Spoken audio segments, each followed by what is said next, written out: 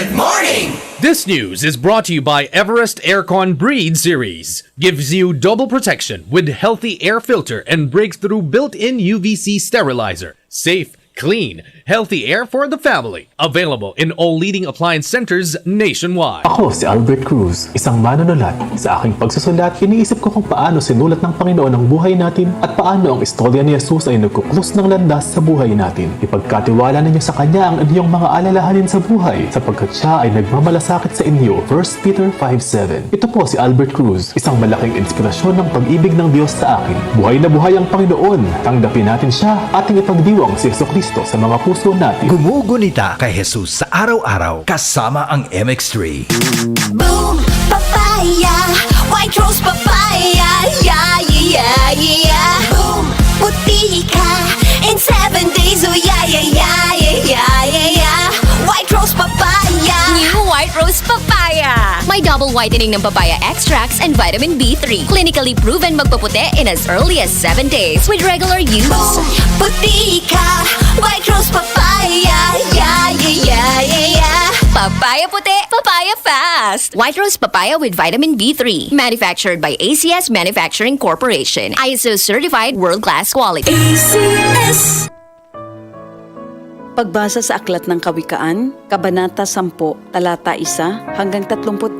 Ang mga kawikaan ni Solomon. Ang matalinong anak ay ligaya ng magulang, ngunit tinik sa dibdib ang anak na mangmang. Ang yamang buhat sa masama ay di papakinabangan, ngunit ang katuwiran ay maglalayo sa kamatayan. Ang matuwid ay binibigyan ni Yahweh ng kasiyahan, ngunit ang masamay kanyang ginugutom naman. Ang kamay na tamad ay tiyak na magdarahop, ngunit magbubunto ng yaman. Ang kamay na masinop. Ang nag-iimba kong tagaraw ay nagpapakilala ng katalinuhan, ngunit ang natutulog kong anihan ay nag-iipon ng kahihiyan. Ang matuwid ay mag-aani ng pagpapalat kabutihan, ngunit ang bibig ng masama ay nagtatakip ng karahasan. Ang alaala ng matuwid mananatili kailanman, ngunit pangalan ng masamay tiyak na mapaparam. Magandang payo ay tinatanggap ng pusong may pangunawa, ngunit kapahamakan ang wakas ng mangmang na masalita. Ang namumuhay ng tapat ay pinaghaharian ng kapayapaan, ngunit ang may likong landas ay malalantad balang araw. Ang malilikot na mata ay lagi sa kaguluhan, at ang bibig na maluwang hahantong sa kapahamakan. Ang bibig ng matuwid ay bukal ng buhay, ngunit labi ng masama ay nagtatakip ng karahasan. Sa hari-saring kaguluhan ang bunga ng kapuotan, ngunit ang pag-ibig ay pumapawi sa lahat ng kasalanan. Sa labi ng may unawa matatagpuan ang karunungan, ngunit sa likod ng isang mangmang, pamalo ang kailangan. Ang taong matalino'y nag-iimpok ng karunungan, ngunit ang salita ng mangmang ay nagdadala ng kapahamakan. Ang kayamanan ng mayamay matibay niyang tanggulan, ngunit ang kahirapan ng yagit ay kanyang kapahamakan.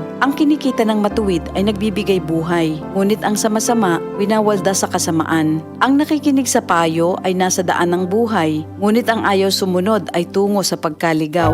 Ang nagtatanim ng puot ay puno ng kasinungalingan. Ang naninira sa kanyang kapwa ay isang taong mangmang. Ang taong masalita ay malapit sa pagkakasala, ngunit nagpipigil ng dila ay dunong ang pakilala. Ang dila ng matuwid ay tulad ng pilak na mahalaga, ngunit ang puso ng mangmang ay basura ang kagaya. Ang labi ng matuwid sa marami ay pakinabang, ngunit ang mangmang ay namamatay ng walang karunungan. Ang pagpapala ni Yahweh ay kayamanan na walang kasamang kabalisahan.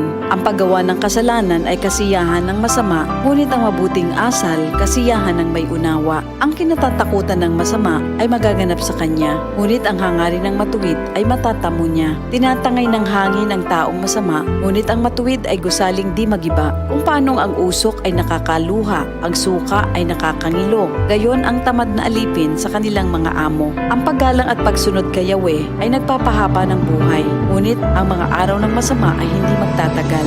Ang pag-asa ng matuwid ay may magandang kahinatnan, ngunit ang pag-asa ng masama ang dulot ay kabiguan. Si Yahweh ay kanlungan ng mga taong matuwid, ngunit kaaway sila ng taong masama ang hilig. Ang matuwid ay mananatili sa kanyang dako, ngunit ang masama kung saan-saan matutungo. Ang salita ng matuwid ay nagpapakilala ng karunungan, ngunit ang dilang sinungaling ay puputuli naman.